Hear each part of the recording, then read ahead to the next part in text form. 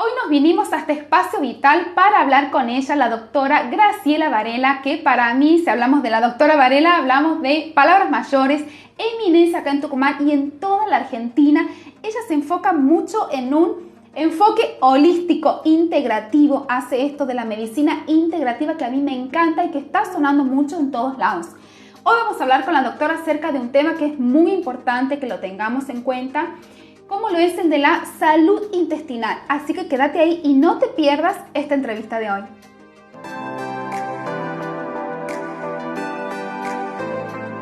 Hola Gra, ¿cómo estás? Hola, encantada de estar de nuevo con vos. Gracias Gra, la verdad que es un placer estar con ella. Siempre sabe tanto esta mujer. Bueno, a ver Gra, quería que hoy toquemos el tema de la salud intestinal, porque he leído que hay un intestino permeable, una microbiota, de que el intestino es nuestro segundo cerebro, de que el 80% de nuestro sistema inmune está en el intestino. O sea, qué importante el tema de los intestinos. Fundamental. Sabemos, somos una totalidad. Cuerpo, mente, emociones, alma, espíritu. No todo pasa por la biología, por los tejidos, los órganos, la química, pero sí dentro de lo que es el cuerpo y la biología, los intestinos tienen un rol fundamental. Y las bacterias que habitan el intestino, si bien tenemos bacterias en todo el cuerpo, en el colon está el mayor porcentaje en el intestino grueso. Y bueno, los naturistas hace centenios, ¿no?, ya decían, hablaban de la importancia del intestino y del desequilibrio térmico en los viejos términos del aparato digestivo que generaba, que era como el origen de las diferentes enfermedades. Trasladando esos viejos conceptos a la luz de los conocimientos actuales, científicos, podemos decir que tenías razón. Y que hay cada enfermedad de las lo podemos explicar de otra manera, te repito, la luz de los conocimientos últimos, conocimientos científicos actuales. El intestino, todo el aparato digestivo tiene su importancia y cada órgano y tejido del cuerpo, por supuesto, pero hablamos desde las neurociencias como el intestino como el segundo cerebro, por ejemplo. Y te diría, no sé si el primero. Sí, porque hay una comunicación bidireccional, intestino-cerebro, cerebro-intestino. Lo que pasa a nivel intestino repercute en el sistema nervioso y en la psiquis y viceversa. Para dar algún ejemplo básico, esto de estar enamorado y sentir las famosas mariposas en la panza, o estar angustiado, con ansiedad antes de algún evento importante, de un examen, y tener diarrea, tener dolor de estómago cuando pasamos por la situación de enojo. O al revés, personas que tienen problemas intestinales agudos o crónicos que a la vez tienen repercusión en el sistema nervioso central y en la parte psíquica, en las emociones. Está muy asociada, por ejemplo, la fatiga crónica, la fibromialgia, a trastornos intestinales y a depresión, o trastornos depresivos, a colon irritable, constipación. Para sanar uno tenemos que sanar el otro.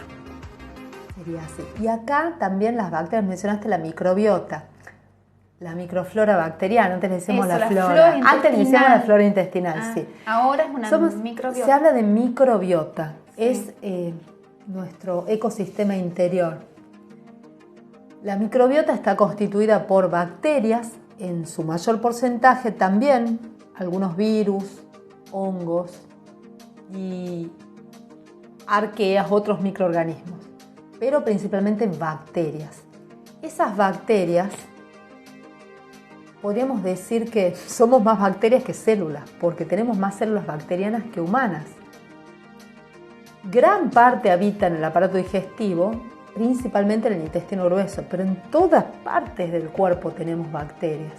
No es que son enemigas o amigas, y no las tenemos que estar aniquilando permanentemente. Justamente cuando nos empecinamos en matar las bacterias, en usar demasiados, de manera indiscriminada, antibacteriales, aerosoles antibacteriales, productos químicos antibacterianos, estamos atacando a nuestra microbiota. a muchas bacterias benéficas. Entonces mueren en general las más buenitas, también algunas de las malas, podríamos decirlo, no es que sean buenas o malas, pero es para hacerlo más, para hacer un ejemplo más ameno, claro. Y las que quedan no suelen ser las más amigables, o sea, vamos a ir cambiando nuestra configuración bacteriana permanentemente en base a los productos químicos con los que estamos en contacto y cosméticos, alimentos, ¿sí? Cada tipo de alimento va a nutrir a determinadas bacterias. La dieta moderna, la alimentación moderna, industrializada, justamente no alimenta a las más buenitas. Va haciendo un cambio que nos resulta perjudicial en nuestra microbiota. Y el estrés, exactamente. Entonces, tenemos que ponernos en contacto con ese gran aliado. Se habla de la microbiota como un órgano más. La microbiota es el total, ¿sí? Repito, de bacterias y otros microorganismos que nos habitan. Entonces, podríamos decir que es un órgano más, que no solo nos ayudan a digerir, también gestionan la inmunidad. En gran parte son ellas las que definen quién se va, quién se queda, cuánto va a invadir COVID, estreptococo, cualquier otro virus o bacteria y parásito y hongo, ¿sí? Por eso tenemos que tener a nuestras aliadas. Ahí está el 80% de nuestro sistema inmune. Nuestro sistema inmune, gran parte del sistema inmune está en el intestino, ¿sí? Y ellas, las bacterias que nos habitan, van a condicionar la producción de inmunoglobulinas, por ejemplo, de interleuquinas, que son mediadores inflamatorios. También si tenemos mediadores inflamatorios de más, vamos a persistir en un estado proinflamatorio que puede agravar las patologías agudas y crónicas. Entonces, en las enfermedades autoinmunes también se está prestando mucha atención a la microbiota, en los trastornos de neurodesarrollo, en diabetes, en obesidad también, depende de las bacterias que tenemos, condicionan el peso, ¿sí? Se está prestando mucha atención a la microbiota como partícipes de la obesidad o del buen estado físico, el buen peso, la capacidad de metabolizar nutrientes.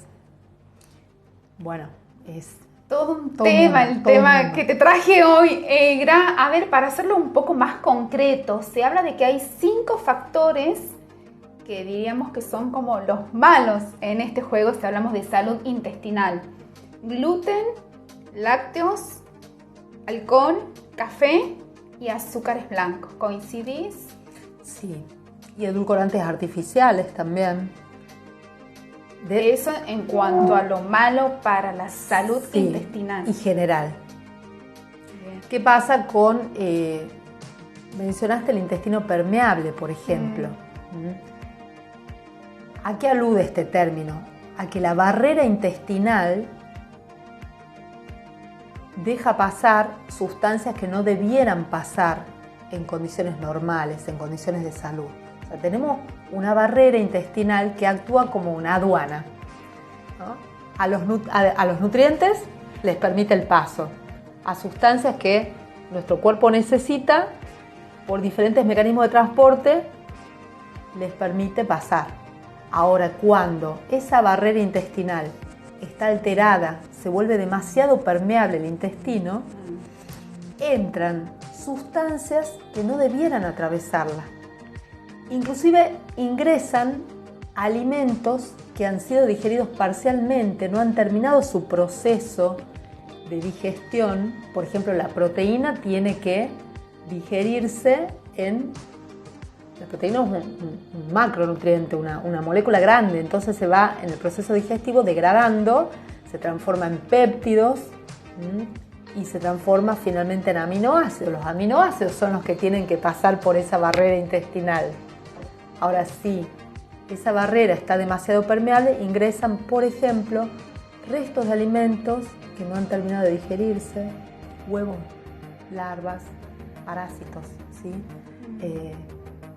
Todo lo que viene en la comida industrializada, que no es alimento, en gran parte por lo menos, diferentes sustancias químicas, químicos de síntesis, y eso va a pasar a la sangre, al hígado, inclusive a la barrera, va a atravesar la barrera hematoencefálica, que así como se vuelve muy permeable la barrera intestinal, también se puede volver muy permeable la barrera que tenemos hematoencefálica, que va a evitar también el paso de sustancias que no debieran pasar al sistema nervioso central, porque está protegido. Pero cuando esto sucede, también vamos atacando, vamos vulnerando, vamos inflamando nuestro sistema nervioso, de ahí viene el término neuroinflamación. Por eso resulta de suma importancia cuidar la salud de nuestro intestino para que nuestro cuerpo esté sano y nuestra mente esté sana. Bueno, recién hablamos de algunos alimentos que son como perjudiciales. A ver, ¿cuáles serían buenos alimentos para la salud intestinal? Bien. En líneas generales, sí, ¿no? En líneas generales, sí. Alimentos que sean altamente nutritivos y lo más natural posible. Por ejemplo, vegetales y frutas de cultivo agroecológico. A veces es mucho más difícil conseguir orgánico, pero bueno, preferentemente buscar estos productores que tienen cultivos más naturales, sin agroquímicos. Huevos y carnes de animales pastoriles también, pero hay que evitar el exceso de proteína animal.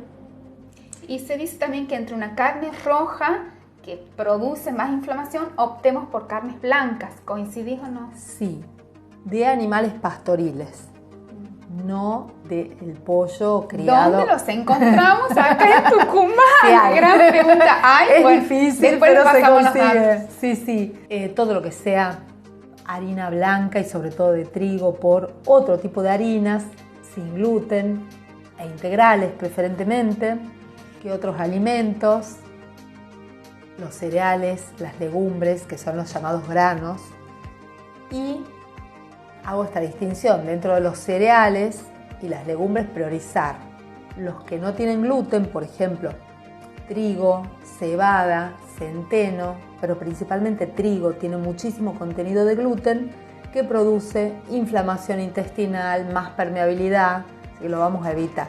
Y empecemos a optar por sarraceno, mijo, arroz integral, arroz yamaní, quinoa, amaranto, son pseudocereales igual que el sarraceno, pero en los términos prácticos se sirven para hacer preparaciones similares, culinarias. Dentro de las legumbres, lenteja, arveja, garbanzos, porotos. Porotos hay distintas variedades, está el porotito verde, que es el poroto mung, que es muy digerible. Después tenemos los aduki, los blancos, los payares, bueno, todo tipo de porotos también. De las legumbres todas menos soja. La soja es la única que no recomiendo. No es la menos digerible, es transgénica, se utiliza mucho glifosato para producirla. Entonces, frutas, verduras, legumbres, cereales, frutos secos, entre cada comida que pasen 4 o 5 horas, ahí no está. Comer todo el tiempo, porque exacto. Si no, la digestión nos saca tanta energía que esa energía podría ir para otra cosa si estamos todo el tiempo picoteando, comiendo. Está muy bien lo que dijiste, sí. Aparte, la alimentación moderna, industrializada, nos quita energía. Cuando consumimos más vegetales, más frutos secos, que son las semillas, almendras, girasol, nueces, etc., brotes germinados, fermentados, algas también podemos incluir. Hay que aprender a hacer ese tipo de preparaciones. Pueden entrar en mi canal de YouTube de Espacio Vital Tucumán y hay muchos videos en donde pueden encontrar toda esta información. Y es importante también realizar, tener espacio sin consumir alimentos, los ayunos intermitentes, por ejemplo. Eso permite... Es bueno para el intestino. Sí, tener un poco de reposo digestivo. Bueno, acá la idea con todos estos temas que te traigo, que busco los mejores profesionales para darte la mejor información y que vos puedas elegir, porque bueno, yo tengo como la teoría de que cada día podemos estar mejor, podemos sentirnos mejor, entonces no dejemos de informarnos, de probar. Pruebo el ayuno 12 horas, veo cómo funciona mi cuerpo, tomo una consulta con algún profesional, me saco algunas dudas. Y lo más importante de esto, Gra, que seguramente vos coincidirás, de que estamos haciendo prevención. Recién veníamos con mi marido caminando para acá, digo, ¿te diste cuenta que por cuadra hay una farmacia y centros médicos en todos lados? Entonces yo digo, ¿qué estamos haciendo mal? Algo está fallando. Si cada vez hay más farmacias, más centros médicos, más clínicas, es porque la gente está enferma. Entonces empecemos a, lo digo a mí misma en primer lugar, porque también estoy investigando y me caigo, me levanto y vuelvo a probar cosas y bueno, de eso se trata. Quisiera, para cerrar, que nos quedemos con un concepto que es la salutogénesis. Salutogénesis es un término acuñado por Antonovsky que alude a ser protagonistas de nuestro proceso de salud y de sanación, construir salud. No quedarnos con la patogénesis, que es donde está centrada todavía la mirada en el modelo de salud actual. La patogénesis, o sea, si la persona se enferma, realizar un diagnóstico, dar un medicamento, algún principio químico. Y vamos en general, ahí para curarnos de algo. Sí. O, a veces más superficial, tratar los síntomas.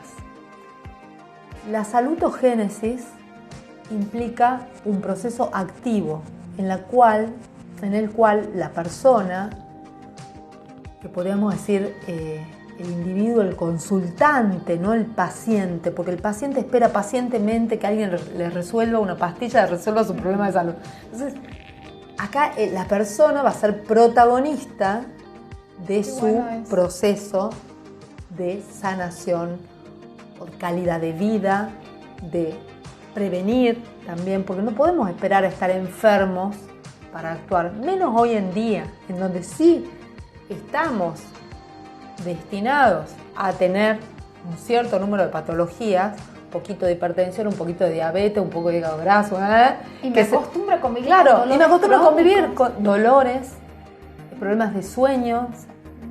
Estamos acostumbrados ya a eso y a buscar alguna solución más inmediata que no soluciona realmente, es un paliativo. Entonces acá